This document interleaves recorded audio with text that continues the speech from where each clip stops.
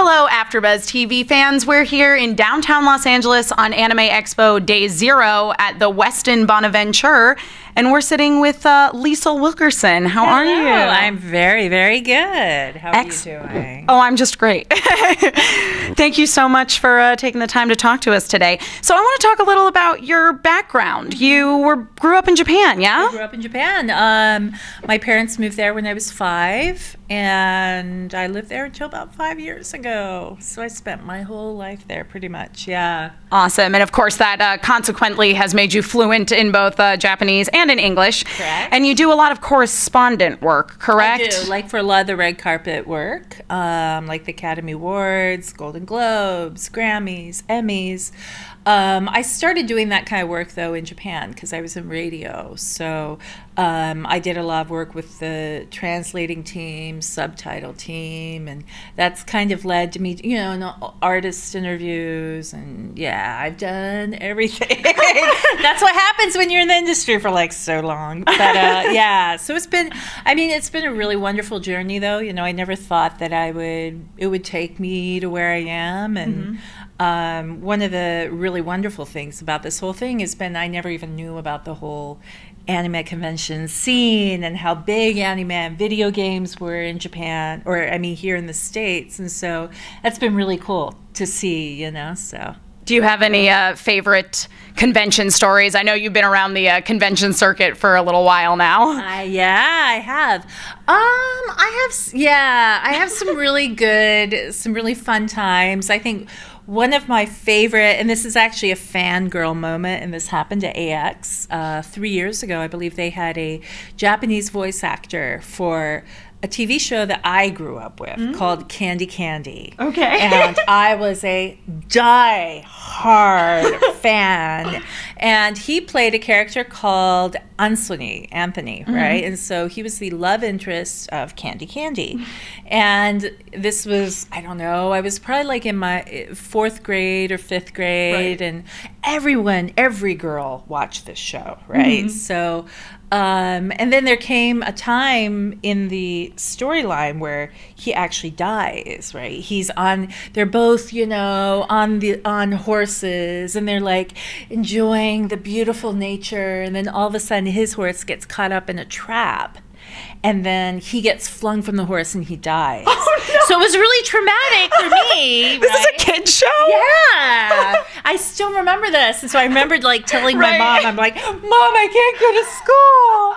Now, needless to say, that didn't really work so well. But so Anthony was a really, really big, you know, like, yeah, it's just etched in my memory. So when they had him here, to Anime Expo, I was in the green room, and I saw him, and I'm like, oh, Anthony! And I started talking to him in Japanese, and he's like, oh my gosh, who is this tall blonde woman? What is she doing? Why is she speaking to me? And it was really funny. So I got a picture, of course, and yeah, it was so I think that would have to be probably one of my funnest and funniest moments from. I feel like that would be the equivalent of somebody of like my generation beating Tuxedo Mask or something from Sailor Moon, like an iconic love interest kind of character.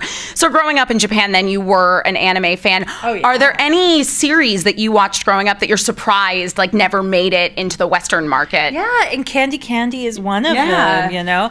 And I just recently found out that the reason it's not being shown, and it's not even being shown to the newer generations of anime fans in Japan either, is because I guess there's some kind of like legality issue right now between the creator of Candy Candy and the studio. And so they've been, you know, like there's been this lawsuit going on for like 20 years or something, which is kind of crazy. But, you know, I also grew up with Attack Number 1, which was a volleyball anime, and I don't think that made that over here as well. But because of that anime, I tried out for volleyball when I was in 6th grade, and I played for like 12 years. So, you know, anime has had a huge impact on me as well. Yeah, I feel like personally and also certainly for your career as well. Yes, absolutely. Yeah. So you are emceeing the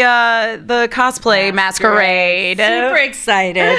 I love Kyle. He's one of my favorite people, and I always have so much fun with him. So this is really the first time. I mean, you know, we've done a lot of panels together at cons, obviously, but I know that, you know, Kyle's been wanting to have a co-host, and so I'm really excited about doing it. Yeah, I can't wait. That's awesome. Have you ever cosplayed before?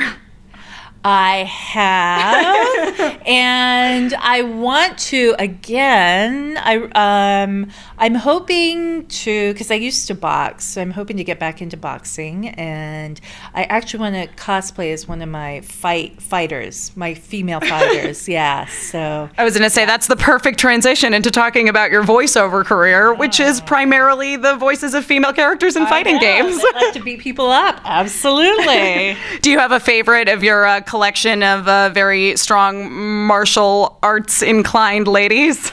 I do love Nina because of the whole complexity, you know, with her and with Anna, and just how she comes across as like so invincible, you know, and then yet she really does have these vulnerable sides to her, which I really like.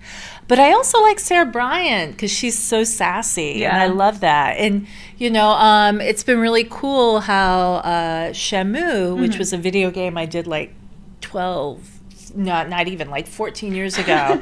And, you know, with the Kickstarter and everything that's gone on now, Shamu's kind of come back to the forefront. And that's really, I'm really, really happy about that, because for me, the characters I did were really awesome, but just that whole experience of being a part of Shamu and working with you, Suzuki, and we did a lot as a team, which you don't see very much in video games. Like usually when you do a video game, you go in solo and then you do your part. Yeah, absolutely. But with Shamu, there were some times where we worked together, which was really cool and really special. So I'm really, so I do like some of my Shamu, like Joy. I love those characters as well too. Yeah, that's super cool and super unusual. I know, as you're saying, usually when you do video games or when you do anime, it's like you in a box with a screen and some subtitles. Exactly. Yeah, and it doesn't really allow for synergy, you know.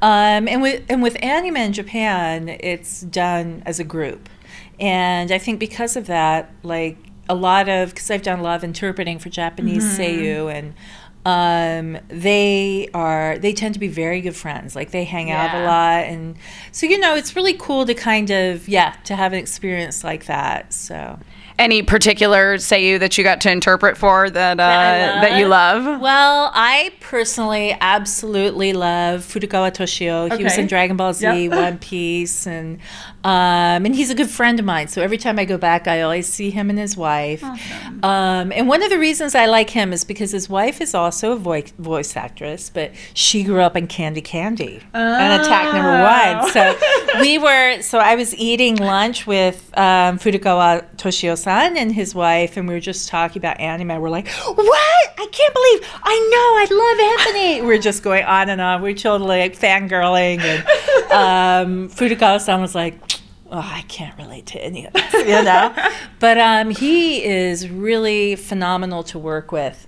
He has some of the stories that he tells, because he comes from a really, I mean, he's been doing it for years, you know, and not just anime. Like he did one of the voices for, I think, Eric Estrada for Chips, and you know, like Steve Martin, and you know, like all these. So he's done so much work for dubbing and of course for anime, and so just hearing a lot of his stories is so wonderful, you know. So I've done both interpreting and also co-hosting panels with him, which has been a lot of fun. So I love him. Well, you've certainly had quite the illustrious career. So if people wanted to find you on the internet, do you do Twitter? Do you do... Yeah, I'm very active. I have Instagram, which I use, but I'm probably more active on Twitter and on Facebook. So. And how do they find you? Lisle Weapon. So it's Lisle, my name, and then Weapon. You can just find me online. Yeah, and I do a lot of stuff. So I have a blog that I was doing called Memoirs of a 6 Feet Blonde Geisha. Appropriate. Yes. So I'll probably ramping that up and kind of doing it again as well. So yeah. So hopefully, if you guys would like to find me, please find me. I'm there. I know I will. I think I already did. So thank you again, Lisle, so much for sitting down and chatting with us today. And thank you to all of you for watching. Be sure to check out our whole Anime Expo playlist. It's going to be awesome. Jenny!